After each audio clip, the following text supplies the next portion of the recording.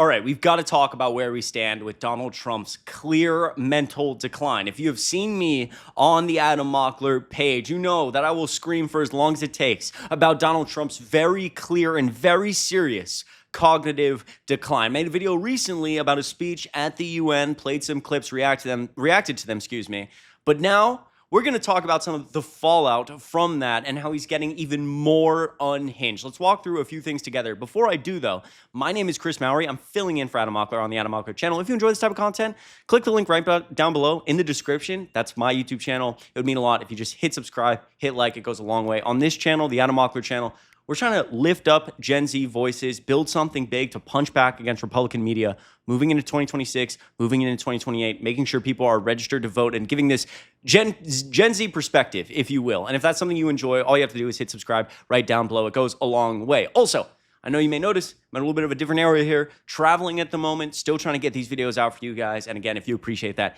hit like down below. Okay, let's take a look at this first clip. I don't even really have to play the sound on it. I can talk for a second. This is, if you remember, to set things up here. This is Donald Trump going up the escalator at the UN. And as soon as he steps on the escalator, it stops. And this was a huge deal for Donald Trump because after the UN speech, after the last video I made, he lost it over this. The UN is attacking Donald Trump, and this was all of their focus, not rising prices for the American people, not, the state of foreign affairs. No, none of that. It's the fact that someone at the UN sabotaged the escalator to make me look dumb, all this nonsense. And we're going to play a few clips from Fox News and other ridiculous Republicans in a second. This was one of the headlines, a headline from overseas about this. World's most powerful man baby. This is a front page headline. Trump rants at UN about climate, migrants, Gaza, Sharia London, escalators, marble floors, and teleprompters. Deranged, all caps. That's pretty big. Again, this is the international reaction to Donald Trump. Even if you like Trump, even if you like MAGA, this is how we look on a world stage. And it's absolutely unhinged. So again, after the UN, the escalators weren't working. We talked last time about how the teleprompter broke, and he immediately called for investigations. Take a listen to this. Right now, Donald Trump is now calling for the UN workers who allegedly sabotaged his escalator to be arrested. Yes, I'm serious. Here's the only problem for the president. Well, UN workers didn't sabotage the escalator. According to AP reporting, it was Donald Trump's own team that was at fault. We learned that according to the Associated Press, a videographer triggered some type of switch at the top of the escalator. And as a result, it stopped abruptly, forcing Trump and Melania to almost fall. And well, now he is saying that UN workers who are responsible, which they're not, but UN workers should be arrested for making the escalator stop. I really feel like we're living through escalator gate in 2025. There are so many more important issues in this world. The White House is demanding a full investigation into the escalator incident, but we know what happened. As always, spread the word. I'll do a full breakdown on my Substack, linked in bio. Subscribe for free. Follow along, stay up to date on all the news. So again, think about this for a second. We watched Donald Trump completely, maybe one of the worst Trump speeches of all time, and I truly mean that, at the UN. Unhinged. It was like a basic rally for him, where he's talking about his poll numbers and how amazing he is, and he's shit-talking the whole world, excuse my language, in front of everybody. And then right afterwards, the most important thing to him is somebody messed up the escalator to make me look bad. We need a full investigation into this. The UN is a disgrace. It's absolutely ridiculous. Listen to this clip from Fox News. Do you really believe anybody is supposed to buy this right here? Listen to this. Congressman, do you know if we're going to get answers on this?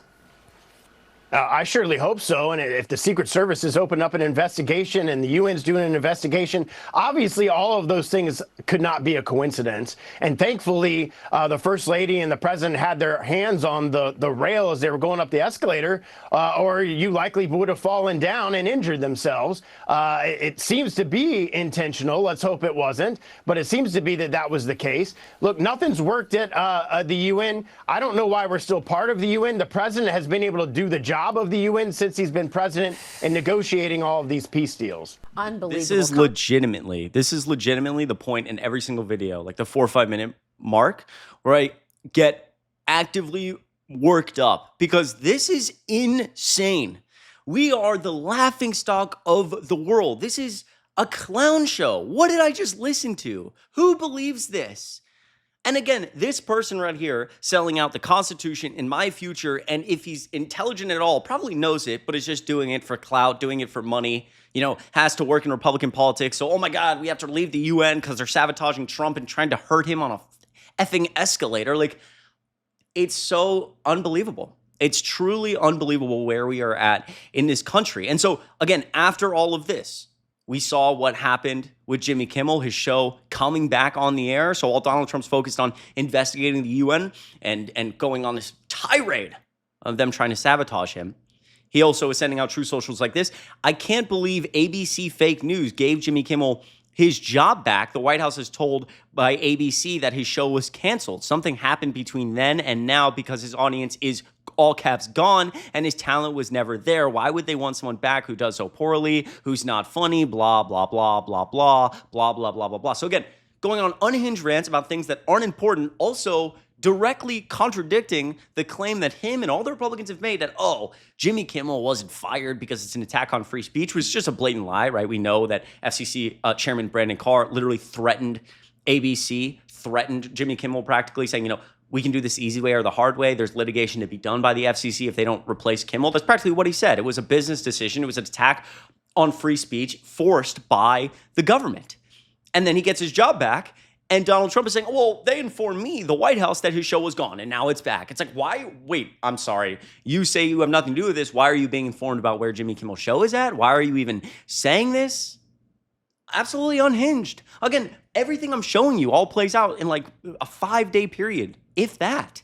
And so like the cognitive decline here after what's gone on already at the UN is unbelievable. How are more people not talking about this? These are some of the headlines we saw from media organizations. This is MSNBC. FCC chairman says his, quote, easy way or the hard way comment about Jimmy Kimmel wasn't meant as a threat to pull licenses if ABC didn't fire him.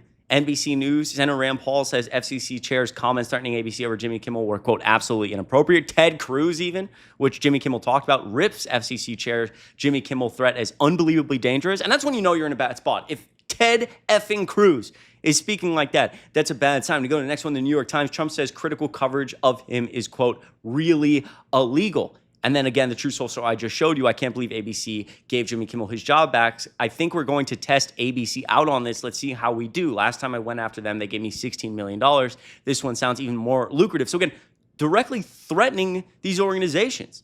And then people like Brandon Carr, who just are completely soulless, sold our goddamn country out, frankly, and will be looked at as such, as traitors in American history. That's what they'll be looked at.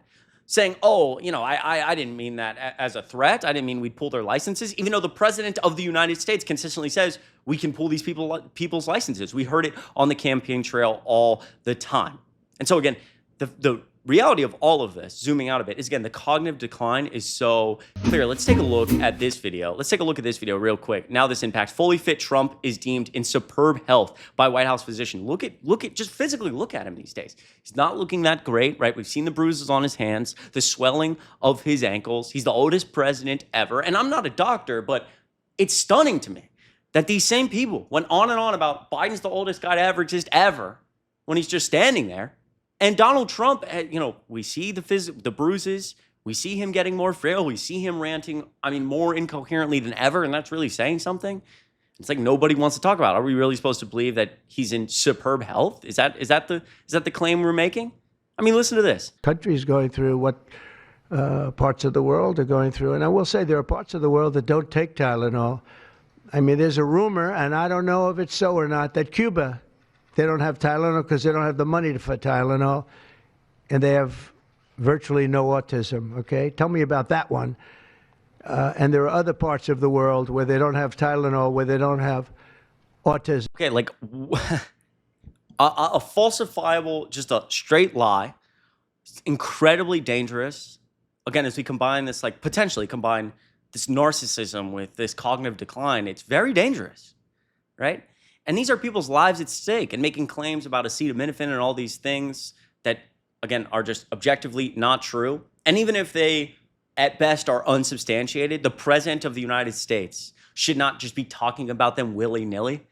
You know, we're not having a conversation around a dinner table, folks. This is the leader of the free world with what's supposed to be the best of the best, giving advice to the American people. People take him seriously. People die or live based on, a lot of times, the words he says.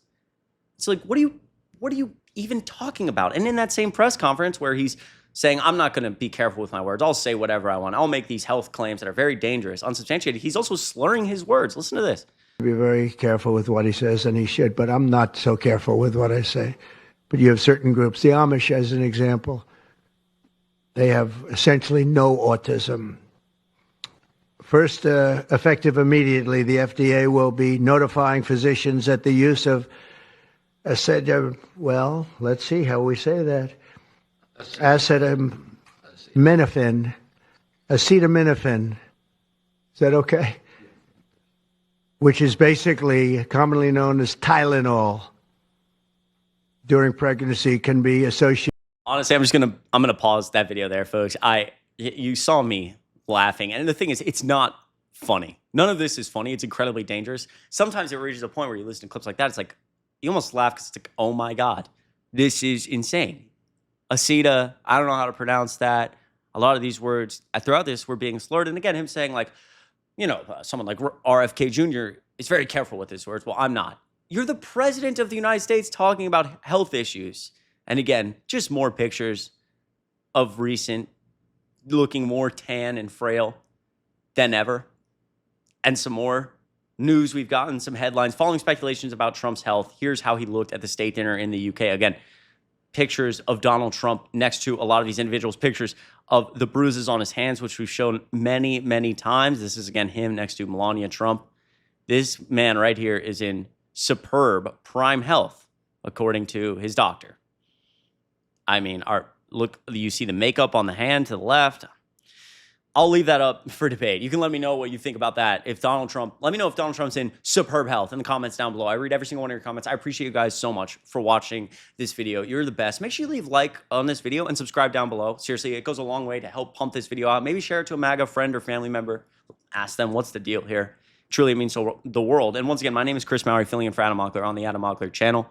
You can see the link to my YouTube channel in the description down below as well. You guys are the best. I hope you have a great rest of your weekend. Please be safe, be sane. We're going to get through this time one day at a time. Keep fighting. Make sure you're registered to vote. I will see you in the next video.